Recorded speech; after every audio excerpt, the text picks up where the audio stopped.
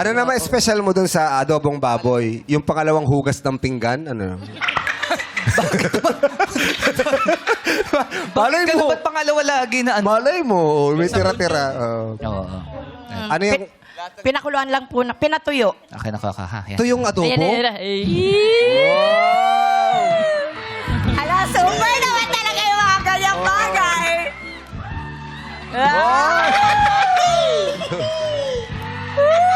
Para suwabe.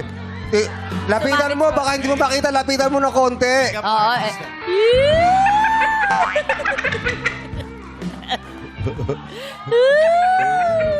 Okay na, Malu. Nais lang natin. Oh, may ano ka ba? May asawa ba si Malu? Single?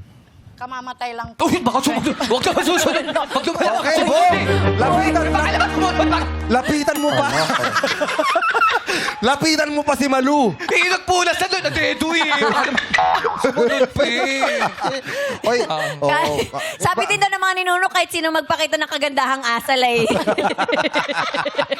Matagal ka na bang... Saan susunod? Matagal ka na bang... Matagal ka na bang... Kailan lang? 1 year old, ay 1 year 1 na year old po. pa lang. 1 year na po. Bata naman. 1 year na po. 1 year ago. Nung January 16 po. Uy, bago. Ano nangyari? Bago lang. Heart attack po. Oh. Eh kasi sinigang na baboy tsaka adobong baboy lagi niluluto Kasi yung pangalawa eh. Mas maganda tayo una eh. Oo.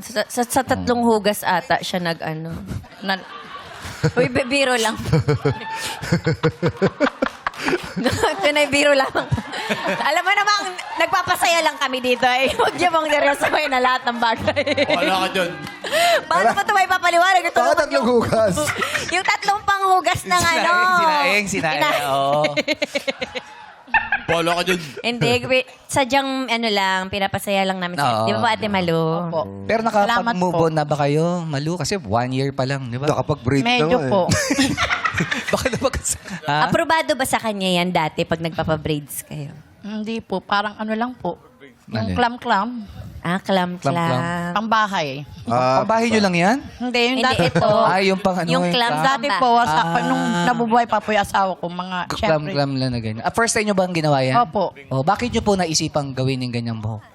Ala lang, parang May inano guesting. lang po. May guesting. May guesting. Oo nga naman. Lalabas siya sa TV. Dapat naman nakanda Feeling ko, yan. opo, feeling ko kung Handa. Oo, at least pinaghahandaan tayo. Yes. Paano dito sa Thank show? you po talaga. Tama naman.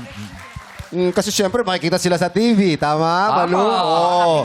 Happy po ako. Happy. Lalo na po Ano nakita nga, si ko Pilog yan. ka, nagmamadali. Galing pang gym yan, no? Sabi, diretso na ako dito. Kaya nakailangan na namin eh. Chin below. Mamaya ka na Jogging, tama. Mamaya. Saan ka galing, ma? Hinanap ako ng tatlo anak ko. Jogging. Tapos, dito na. Diretso. Pati yung apo ko. Hi, Hayden. Oh, si Hayden. Okay. Mamaya kakausapin ka namin. Gusto ko lang tanong si Malu. Malu, Yes. kapag nanalo ka ng 250,000, saan mo gagamitin? Gusto ko pong mapagtapos yung anak ko pong naiwan niyang nag-aaral. Ilang taon na ba? Third year high school po natigil eh. Natigil dahil... Napabayaan po niya yung pag-aaral, na-in love po. Oh. Ilang taon na ho ba yan?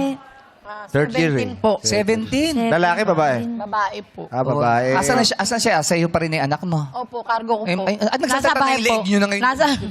Nasa bahay po. Sa bahay Opo. ninyo. Na-in love siya. Opo. Tumigil siya sa pag-aaral. Parang Hello. gano'n. Sumama siya sa boyfriend niya. Hindi naman po. Gusto niya lang together sila lagi. Siguro po, date ng date, parang gano'n. Date ng date? Anong sabi, napabaya. anong Pero, sabi mo? sabi ko po, pagtatapusin ko po siya hanggat sa makakaya ko po.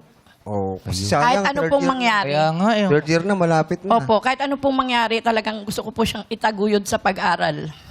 Tama. Oo. Ay, huwag po kayo susuko. Kulitin nyo ng kulitin na mag-aral siya mabuti. At dyan, pwede naman may boyfriend siya tapos nag-aaral siya, Opo, di ba? yun naman po napag-usapan po namin. Ayan. Hindi ba sapat yung kinikita mo sa pagluluto Hindi po. para sa pag-aaral? Hindi.